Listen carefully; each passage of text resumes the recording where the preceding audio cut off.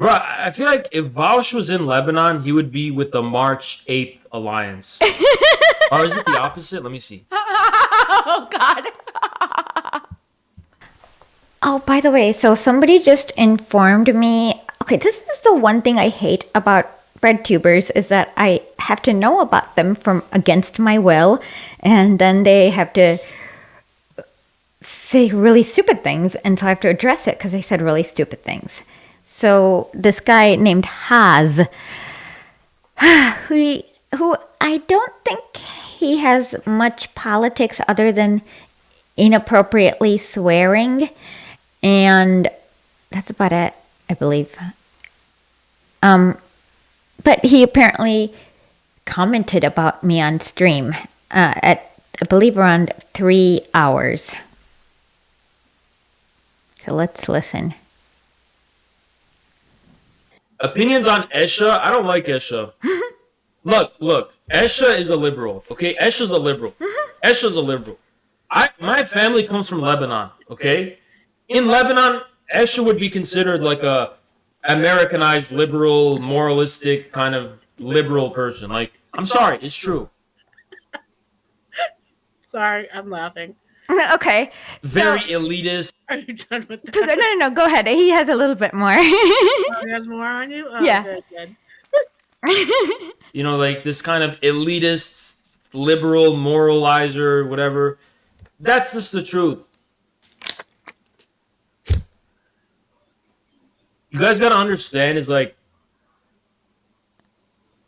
bro, I feel like if Vaush was in Lebanon, he would be with the March 8th Alliance. Or is it the opposite? Let me see. Oh God. Let me tell you, I know it's he'd be with the March 14th Alliance. Listen, Vaush in Lebanon, he'd be a Katabi, right? He'd be affiliated with the Kataib, right? Which is like the phalangist, far right, pro American group. Oh God. But they're very liberal and they're like westernized and they're liberal and they're enlightened and they're kind of moralistic. And then where I hail from, people are just a bit more rough. They're just a bit more toxic and they're more, deplorable and, they're more, down south. My parents come from South Lebanon. They're just more like, just more realistic about life. Okay, so this is enough. Okay. So let us Words left and right in America. okay, so the first one was really funny where he's like if Wash were in Lebanon, he'd be from the March 8th Alliance. And then he's like, no, I meant March 14th. Let me look that up.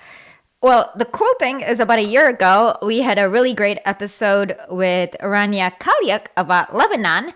And if you had listened to it, you'd understand what happened with the Cedar Revolution. It was one of the color revolutions, one of many that they were attempting in Lebanon.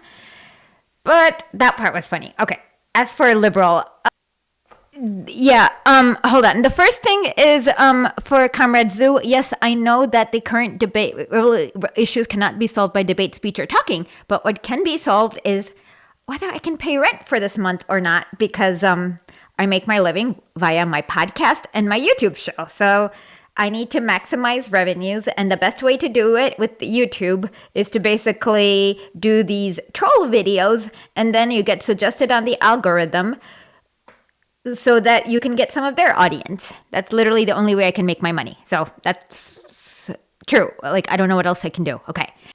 Okay, so now the next thing. Okay, so he called me a liberal because what happened is that he made some really dumb comment about, what was the dumb, I remember. Okay, last week.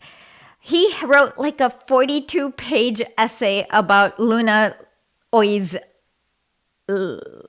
husband or something like that, like about how she's like miscegenation or something crazy like that. So last week I addressed how bad his who writes 42 pages on Luna Oi? It's like such a waste of time. Anyways, after that, he made a really idiotic statement where he showed a picture of Vietnamese holding the American flag. But I noticed something. They called the capital city Saigon and not Ho Chi Minh City. And I was like, oh, they look like they are supporters of the old Saigon government and not the new Ho Chi Minh government. So he's kind of seething that I noticed that. But the thing that I critiqued him on is the idea of American patriotism, in that where he was confusing cause and effect. So let's just go back to his country, Lebanon, and talk about everything the U.S. has done in Lebanon, which I seem to know better than he does. For example, let's see, where do we, I don't even know where to start. Okay, let's see. In 1958, let's see, about 1,000 U.S. storms just stormed Lebanon, and they literally, why did they, like, they invaded it because it was allegedly to be on, well, basically that's how, like, the Phalangist movement, which is the right-wing extremists, like, of, there are some Lebanese of French descent who are still there, and there are some Lebanese who are, it's kind of, Lebanon actually, strangely enough, has a Roman Catholic population for an Eastern country, which is not normal. And that's because when the French colonized it, they brought some, like, Roman Catholic churches there. So there, and the U.S. went to kind of recolonize it, or at least set up a new bourgeoisie class there. And then we know about the 1983, the Israel's, like, land grab. And then what happened was that Hezbollah was able to fight back. And then, like, there was a Shia aligned government, of course, which the U.S. has been constantly sanctioning, threatening, everything. So even if he were to be honest about what the U.S. has done to his own family, and he felt sick enough, there's only one exact sentiment you can have, and that's what Hezbollah says. But of course, he's not even willing to actually stick up for his own family, to be honest. Because he's too busy opportunistically courting racists. I really don't know. But that's the thing about American patriotism, is that it's a cause and effect thing.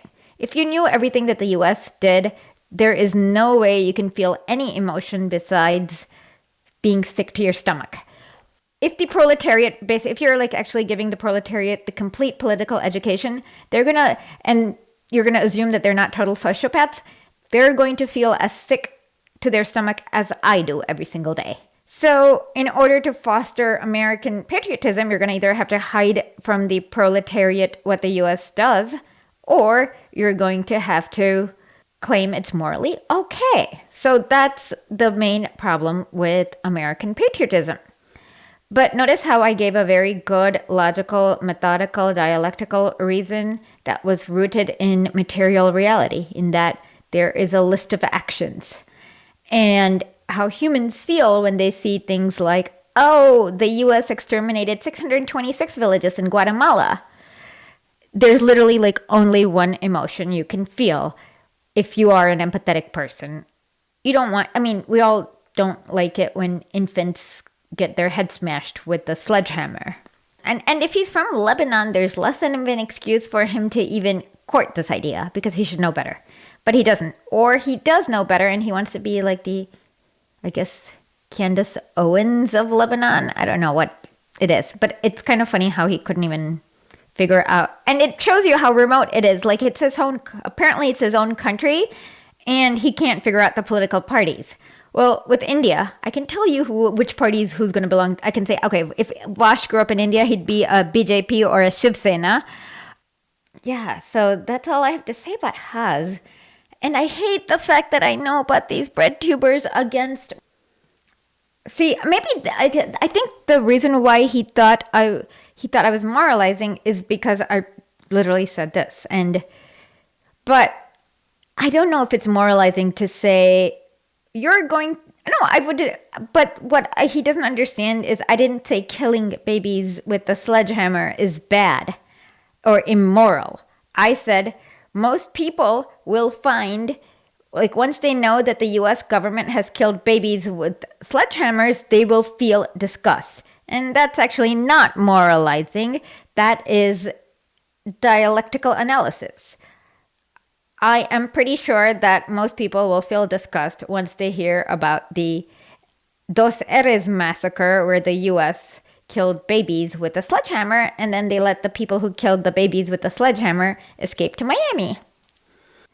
It's only moralizing if you don't find No, they didn't stomp on the baby's head. They killed babies by hitting their head over with a sledgehammer. Yeah. I don't even understand. Let me look up the definition of moralizing. But even then, I did not quite say that it was morally wrong. I said people will feel disgust if they know about it. So that's literally not moralizing, but whatever. Need more anarchists dunked on, Nazis ripped apart, and the libs' real intentions to be trotted out? Hit the like and subscribe buttons below, and then go over to historically.substack.com and check out our newsletter and podcasts.